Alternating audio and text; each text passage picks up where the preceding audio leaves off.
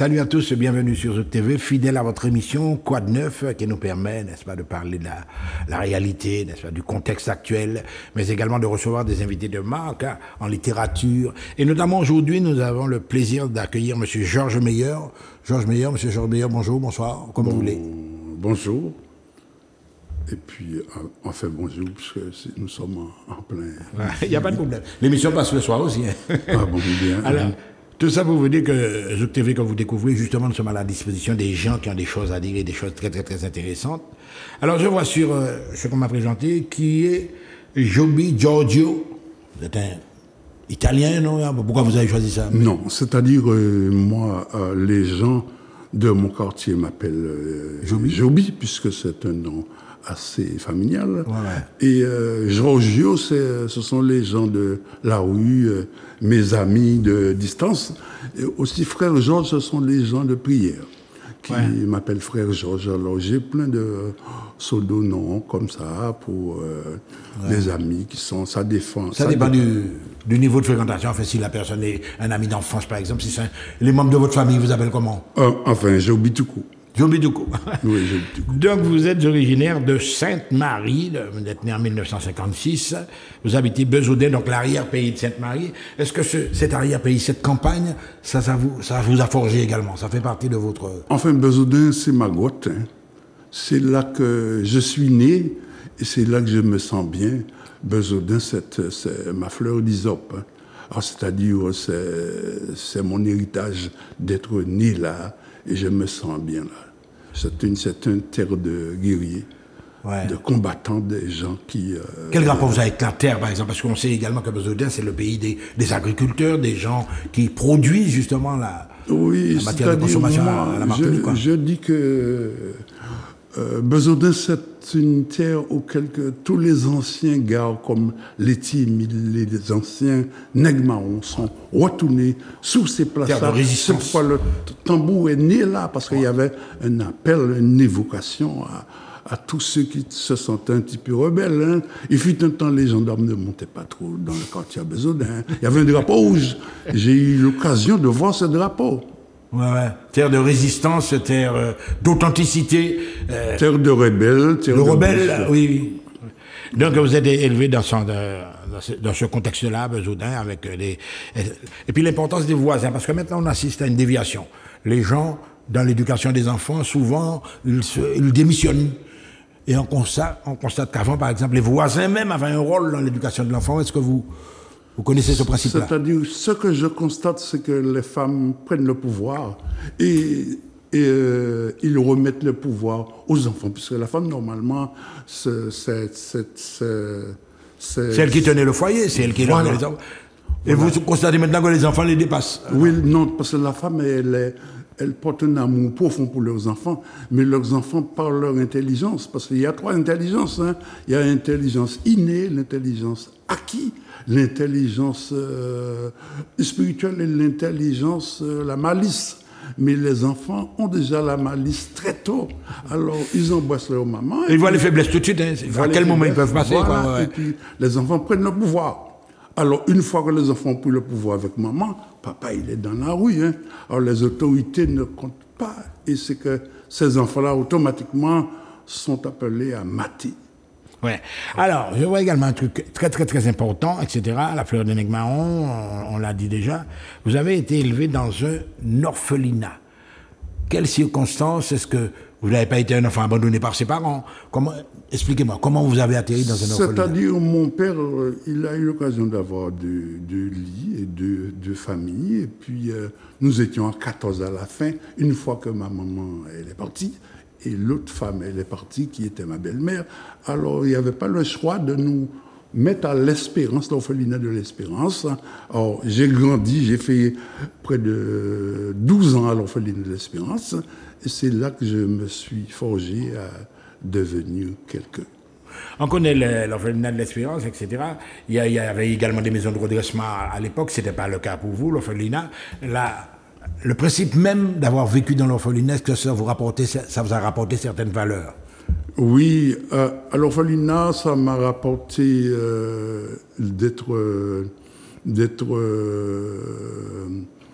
de me sentir en sécurité avec le monde que je devais affronter, de me faire les griffes, parce que nous ne vivons pas dans un monde de bisounours.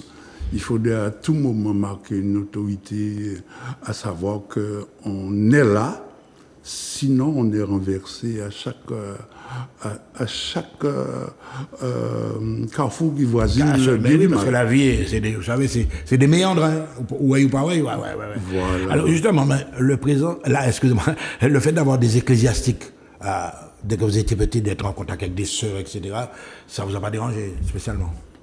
Non, c'est-à-dire, ce sont des gens qui sont très spirituels, je ne dis pas mystiques, ce sont des gens qui sont très spirituels et vous êtes appelés à vivre cette spiritualité en silence qui vous fait grandir à devenir un homme spirituel, un homme de Dieu. Ouais. Certaine sérénité, etc. Voilà, justement, je suis curieux de savoir, par exemple, tous les matins, il y avait la prière obligatoire. Oui, tous les matins, tous les soirs aussi. Il y avait aussi les jetons. On était interdit de parler le créole. Hein. Ah bon? Oui, non, mais c'est bon à savoir tout ça, oui. C'est-à-dire, il y avait, lorsque vous parlez le créole, on vous donne un jeton, et le soir, le souverain vous donne 20 coups de bâton de goyave sous les fesses, hein, parce que vous avez parlé le créole. Alors, c'est-à-dire, celui qui pouvait avoir les jetons devait aller jobber qui parlait après lui pour lui remettre le jeton. Ouais, mais vous parlez quand même de traitement. Si vous faites ça maintenant, vous savez que vous allez directement vous atterrir à la prison, là. Oui, l'époque et le temps, la circonstance. Des sévices, carrément. Ça change. C'est-à-dire, maintenant, la vie châtiment a changé. corporel, d'autres bagailles. C'est une victoire de parler le créole, de savoir le connaître, c'est un héritage de parler le créole. Mais avant, c'était interdit. Interdit de parler le créole. Ouais. On revient donc à votre scolarisation. Donc, quand vous êtes dans l'orphelinat, on vous scolarise, il y a des professeurs, enfin, il y a des instituteurs qui viennent enseigner aux enfants. Et je vois que vous êtes sorti de classe en cours élémentaire 2. Est-ce que vous auriez pu prétendre à aller plus loin, par exemple? Non, parce que je me sentais un petit peu victime du temps et des circonstances de la vie. J'ai préféré aller en apprentissage. Lorsque j'avais déjà quand même 12 ans, je suis allé en apprentissage, j'ai eu le CAP de tailleur. Ben voilà, mais oui, mais tout ça c'est très très très important. Donc vous avez quand même la volonté de vous en sortir, d'avoir un métier en main, etc.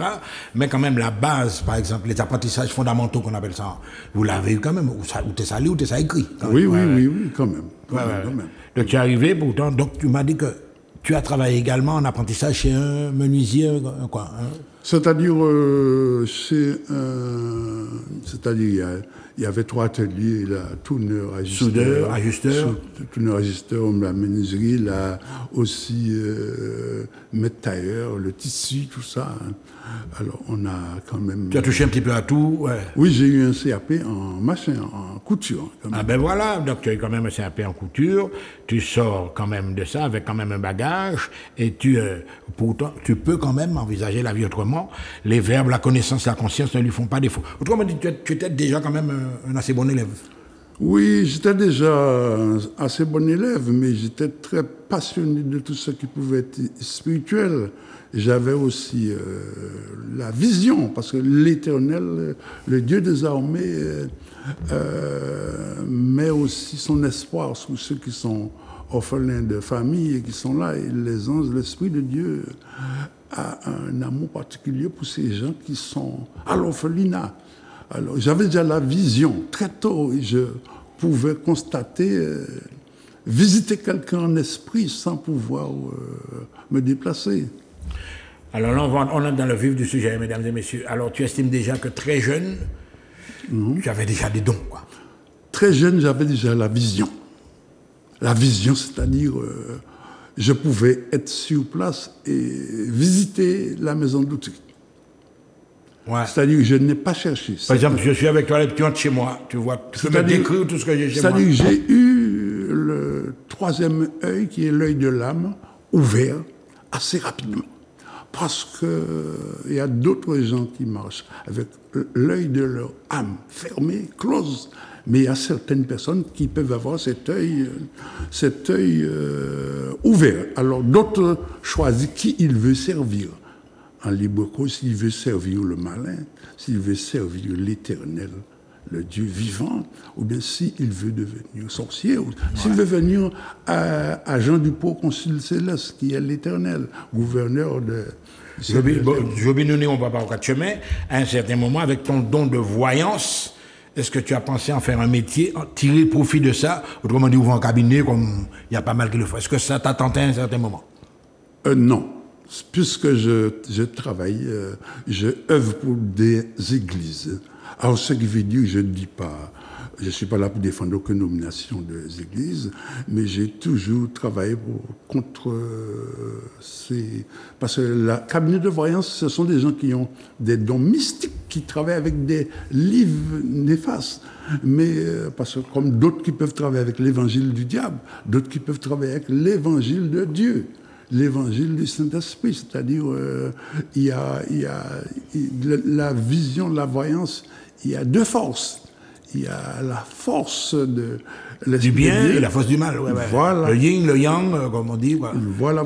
Et c'est très sérieux, par exemple, quand je dis dans mon livre des songes, rêves prémonitoires et rêves prophétiques, c'est-à-dire il y a des gens qui peuvent manger dans leurs rêves, qui sont en train de prendre une maladie en mangeant. Il y a d'autres qui sont en train de recevoir des ténèbres qui sont des maris de nuit. Mais le ténèbre... On appelle le dorlis le mari de nuit en Afrique, c'est ça, oui. Un dorlis ne vient pas directement pour faire l'amour avec quelqu'un, parce que le dorlis ne reçoit pas le, comment dirais-je, le plaisir sexuel. Un dorlis vient pour déposer une maladie dans quelqu'un.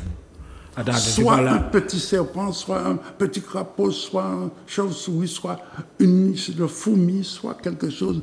Le dorlis vient pour faire l'autre porter son enfant. Ouais. Qu'est-ce que je voulais te dire? Donc, porter sa semence. Sa semence. Voilà. Donc, le dorlis, ça n'a rien à voir avec une appétence sexuelle, par exemple. Non, c'est ce que tu es en train de me dire. Je veux dire qu'il y a des femmes c'est quand même, tu as le corps d'une femme, etc. Tu abuses de la femme. Non, il y a des femmes qui acceptent. Hein. C'est ce dorlis-là qui est difficile de la combattre parce que la femme a accepté. Parce que le dorlis qui vient, il prend votre mesure, il connaît il vous assiste comme on fait avec votre femme. Hein. Il va vous donner un qui est un petit peu plus costaud à celui de votre mari. Hein, et la femme va prendre plaisir. Mais le dorlis ne prend pas plaisir. Il vient pour placer sa semence. Alors, sa semence peut être... si moi je regarde quelqu'un qui est fatigué, qui est abusé d'un dorlis, dans ce cas, je le vois qui porte un enfant. Cet enfant qu'il porte représentera tout simplement sa maladie. Voilà. Ça qui grandira, dont le médecin lui donnera toutes sortes de médicaments, il ne sera pas soigné. Alors, c'est-à-dire, son truc va éclore en lui. C'est-à-dire, sa maladie va prendre vie. Voilà. Mesdames et messieurs, vous voyez là, nous entrons dans un domaine où vous avez quelqu'un qui a vécu avec son expérience certaines choses, etc. Est-ce que les gens se sont moqués de vous lorsqu'ils ont commencé à voir vos dons de voyance? C'est-à-dire, tous les gens qui peuvent me haïr me déclarent prophète, parce que nul ne prophète chez soi. Ouais. Les gens qui me détestent gratuitement, sans raison, famille ou autre, c'est une révélation pour moi de savoir dans le regard qu'ils me détestent ou bien ils n'aiment pas. Parce qu'on ne peut pas ne pas aimer quelqu'un ou bien de haïr quelqu'un. L'humanité se meurt dans un coin sombre de notre mémoire, et tandis que l'autre qui peut vous aider, le malin, est appelé à vous faire prendre distance. Avant d'entrer justement dans votre dernière production que vous êtes venu nous présenter, à un certain moment, Joby, est-ce que, nous pouvons prendre en créole aussi, est-ce que vous n'avez pas l'impression que vous avez dérangé certains mondes? Oui, plusieurs personnes sont venues me voir, parce que je suis quelqu'un d'ouvert, pour me dire, j'ai toujours eu l'impression qu'il ne faut pas... C'est quelqu'un qui appelle au secours, tu vas vers lui. Mais tu ne peux pas dire à quelqu'un, je vois, je sais, je connais. Quelqu'un qui n'a pas cherché son désagrément, tu peux combattre pour lui. Je ne combats pas pour n'importe qui, je combats pour celui que je sens qui est victime. Si la personne a cherché son désagrément avec son diable ou son ténèbre, je ne vais pas le défendre. Mais justement, on est là dans une période assez, en Martinique assez particulière, où le peuple se réveille, etc. Est-ce que tu avais vu tout ça venir, toutes ces choses-là? Oui. Est-ce que tu avais vu qu'il y avait une nouvelle génération qui avait pris les choses en main? Alors, le grand cri prophétique contre l'arrogance du temps, alors pour moi, quand je regarde Rodrigue, je sens que c'est quelqu'un qui est habité par trois esprits. Il est habité par le rugissant cri prophétique contre l'arrogance du temps. Ouais. Il est habité par le rébellion cri. Et il est habité aussi par le cri des insoumis. Le cri des insoumis. Ouais, oui, oui. Alors, c'est-à-dire, c'est un homme qui est appelé à faire un gros travail. Donc tu penses que c'est quelqu'un qui a été appelé? C'est un homme de Dieu. Ouais. Malgré tout, tu ne peux pas être homme de Dieu si tu n'as pas fait de prison. Parce que Dieu choisit les gens au milieu du fourmilière qui ont traîné, qui ont vu les problèmes. Et dans ce problème, ils se transforment et Dieu leur donne une onction d'agissement. Il agissement crie. Et le rugissant crie. Alors c'est un homme, je pense que c'est un homme supérieur. Hein, il a quelque chose en plus, quoi. Ouais. Il a quelque chose de supérieur aux gens qui ont subi. Voilà. Donc nous allons revenir un petit peu à la littérature. Il était bon quand même d'analyser le contexte, de faire monsieur parler sur ce qu'il voit. Le grand cri prophétique contre l'arrogance du temps. Manuela, si tu as la jaquette de cet ouvrage, est-ce que tu peux nous passer? Le lecteur donc accordera toute l'attention que mérite le message de Joubi. Donc voilà. Tu as pris combien de temps pour écrire ça? Tu as vu Oui. Tu as pris combien de temps pour écrire ça? J'ai pris quand même près de 4-5 ans. Hein, parce que ce sont des mots qui viennent, qui sont là, et ces mots-là, je me nourris des mots, de ces vocabulaires-là qui me construisent. Ouais. C'est basé aussi sur tes expériences vécues. Oh, le oui. livre. Tu racontes pas mal de choses que tu as vécues. C'est pas des bagailles qu'on a inventées, c'est pas un roman. Non, c'est pas ça du tout. C'est des témoignages, quoi. Ouais. Je vais dire que je suis le féal cri. Le féal cri prophétique contre l'arrogance du temps. C'est-à-dire, c'est le généreux cri. Il y a des gens qui viendront après qui ne seront pas des féal cris. Ce seront des agissants cris. Comme Rodrigue, c'est un rugissant cri. Ouais. C'est un agissant cri. C'est-à-dire, c'est son action qui est un cri. C'est une action qui est de ne pas rester à genoux, puisque les bons hommes se mettent à genoux à la croisée du chemin maintenant, puisque ce sont les pressions du monde, c'est-à-dire c'est le rugissant cri contre l'arrogance du système. Je vais prendre un autre exemple avec toi. Par exemple, tu as constaté ça, etc., qu'à certains moments, il y a des espèces des missionnaires, des prophètes qui interviennent. Par exemple, lorsque Césaire, tout ce qu'il avait écrit, tout ce qu'il avait dit, est-ce que tu penses qu'il voyait déjà certaines choses aussi? Je pense que Césaire, c'est un prophète. On n'a pas besoin de dire qu'il n'a pas prié Dieu ou il n'a pas loué. Le prophète, c'est quelqu'un qui est parfait dans l'épée. La langue est une épée et celui qui préside doit connaître la valeur de son glaive. C'est-à-dire, Césaire, c'est un prophète et ce prophète, il ne fait que passer. Il est passé, il a donné son langage et son langage est éternellement avec nous. Et je crois que c'est un prophète qui est passé. Alors là, justement, il y a pris l'exemple de Césaire. Je vais aller sur le domaine carrément artistique, quoique Césaire également, c'est un poète, n'oublie pas, c'est surtout un poète pour moi. Un bonhomme comme Mouna, Eugène Mouna. Lorsque tu écoutes les textes de Mouna, est-ce que tu penses qu'il avait déjà cette fibre-là? C'est-à-dire, Mouna est venu me voir avant de mourir. Hein? Ah bon? Oui. Mouna, pour moi, il a touché, il est parti en Égypte chercher quelque chose qu'on appelle le don des serpents d'airain. Alors, il avait un petit serpent et puis un petit pyramide. Tu parles chez lui. Et puis, mon âme m'a raconté un songe. Ouais. Et d'autres personnes qui peuvent par la suite peuvent témoigner. Hein. Mona m'a raconté un songe que lui, il est parti dans un bois aller chercher une torche pour s'asseoir. Ouais. Et lorsqu'il a pris cette torche, il a constaté que c'était un serpent. C'était un serpent qui était assis dessus et il ne pouvait pas se lever. Alors lorsqu'il m'a demandé c'est quoi, je lui ai dit que tu es parti chercher en Égypte le don de serpent d'airain et tu ne peux plus partager l'amour en Christ.